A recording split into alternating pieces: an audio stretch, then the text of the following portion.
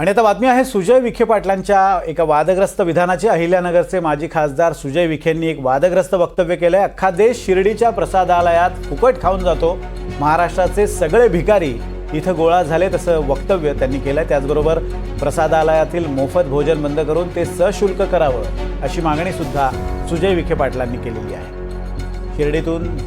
शिर्डीत देशातून भिकारी जमा झालेले आहेत, प्रसादालयात फुकट जेवण जेवतात असं वक्तव्य सुजय विखे पाटलांनी केलं। त्यांच्या या वक्तव्यामुळे वाद निर्माण होण्याची शक्यता आहे।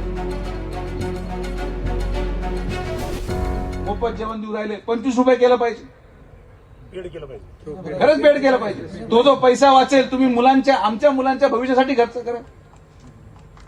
अख्खं देश इथं येऊन फुकट जेवतोय,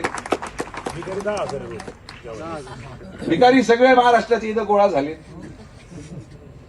हे योग्य नाही।